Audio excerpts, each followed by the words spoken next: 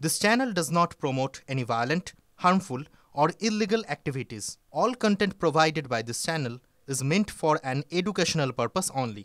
Top quality और consistent performance के लिए सिर्फ सिल्वर पंप नाम याद रखना। বাংলাদেশি সন্দেহে বাংলাভাষী শ্রমিকদের হেনস্থা করা হচ্ছে এই অভিযোগ জানিয়ে জনস্বার্থ মামলা হয়েছে সুপ্রিম কোর্টে। আজ বৃহস্পতিবার বিচারপতি সূর্যকান্ত এবং বিচারপতি জয়মাল্য বাগচির বেঞ্চে ছিল সেই মামলার শুনানি। সব অভিযোগ শোনার পরও ডিটেনশন ক্যাম্পের ক্ষেত্রে অন্তর্বর্তী স্থগিতাদেশ দিতে রাজি হয়নি শীর্ষ আদালত।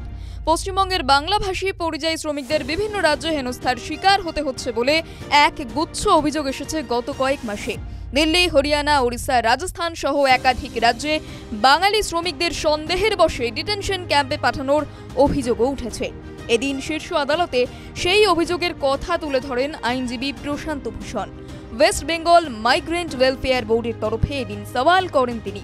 প্রশান্ত ভূষণ দাবি করেন শুধুমাত্র বাংলা ভাষায় কথা বললেই হেনস্থা করা হচ্ছে। কেন্দ্রীয় স্বরাষ্ট্র মন্ত্রকের জারি করা সার্কুলারের ভিত্তিতে এমনটা হচ্ছে বলে দাবি করেন তিনি। অভিযোগ শোনার পর এদিন বিচারপতি সূর্যকান্ত এবং বিচারপতি জয়মাল্য বাগচির বেঞ্চ বলে এমন ব্যবস্থা থাকা উচিত যাতে বৈধ নাগরিকদের কোনো সমস্যায় পড়তে না হয়। তবে ডিটেনশন ক্যাম্পে রাখার বিষয়টাতে কোনো স্থগিতাদেশ দেয়নি শীর্ষ আদালত। ডিভিশন বেঞ্চের বক্তব্য, যদি সত্যিই কেউ অবৈধভাবে অনুপ্রবেশ করে তাহলে কি হবে? তাদের যদি আটক না করা হয় তাহলে তারা ভিড়ে মিশে যাবে।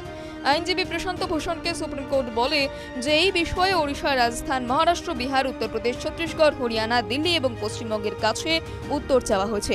সেই উত্তরের জন্য অপেক্ষা করতে বলেছে শীর্ষ আদালত। সেই সঙ্গে সুপ্রিম কোর্ট বুঝিয়ে দিয়েছে যে কোনো রাজ্যের অধিকার আছে পরিযায়ী শ্রমিকদের বাসস্থানের বিষয়ে খোঁজ নেওয়ার।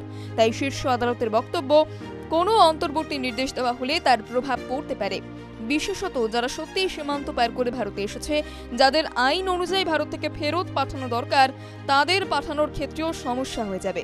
উল্লেখ্য, এই মামলায় 10 রাজ্যের কাছে হলফনামা চেয়েছে supreme court. TV9 Bangla digital.